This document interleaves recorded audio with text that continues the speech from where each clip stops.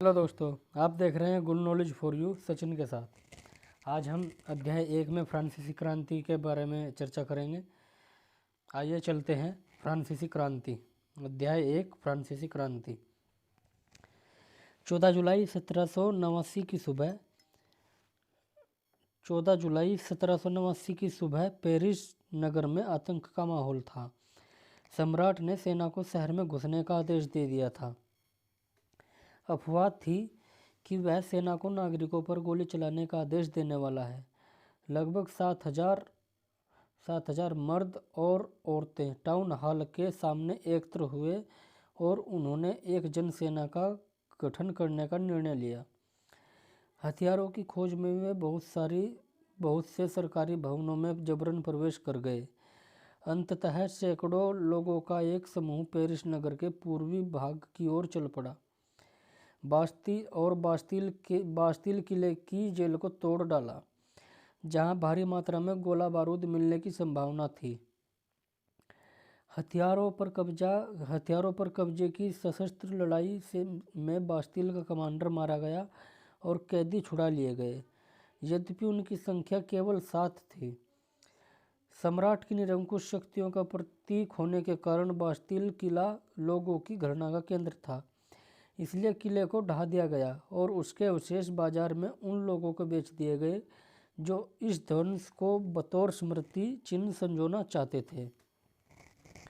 इस घटना के बाद कई दिनों तक पेरिस तथा देश के देहाती क्षेत्रों में कई और संघर्ष हुए। अधिकांश जनता पावरोटी की पहली कीमतों का विरोध कर रही थी। बाद में इस दौर का सिंहावलोकन करते हुए इतिहासकारों ने एक लंबे घटनाक्रम की ऐसी शुरुआती कड़ियों के रूप में देखा जिनकी फ्रांस के सम्राट को फांसी देने में हुई।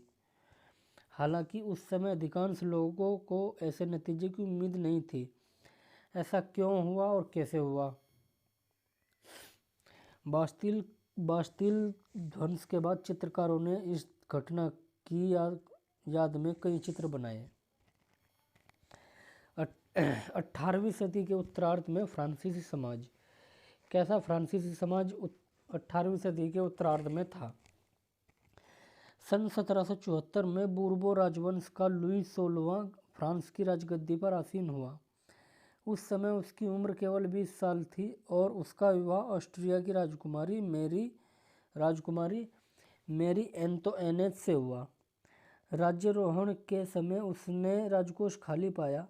लंबे समय तक चले युद्धों के कारण फ्रांस के वित्तीय संसाधन नष्ट हो चुके थे। वर्साय के विशाल महल और राजदरबार की शानो शौकत बनाए रखने की फिजूल खर्ची का बोझ अलग से था। लुई 16वां के शासनकाल में फ्रांस ने अमेरिका के 13 उपनिवेशों को साझा शत्रु ब्रिटेन से आज़ाद कराने में सहायता दी थी। इस युद्ध के चलते फ्रांस पर 10 अरब लिब्रे से भी अधिक का कर्ज और जुड़ गया, जबकि उस पर पहले से ही 2 अरब लिब्रे का बोझ पहले चढ़ा हुआ था। सरकार से कर्जदाता अब 10% ब्याज की मांग करने में लगे थे। फलस्वरूप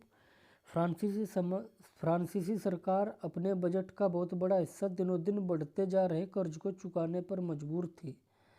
अपने नियमित खर्चों जैसे सेना के रखरखाव, राजदरबार, सरकारी कार्यालयों या विश्वविद्यालयों को चलाने के लिए फ्रांसीसी सरकार करों में वृद्धि के लिए बाध्य हो गई, पर यह कदम भी नाकाफी था।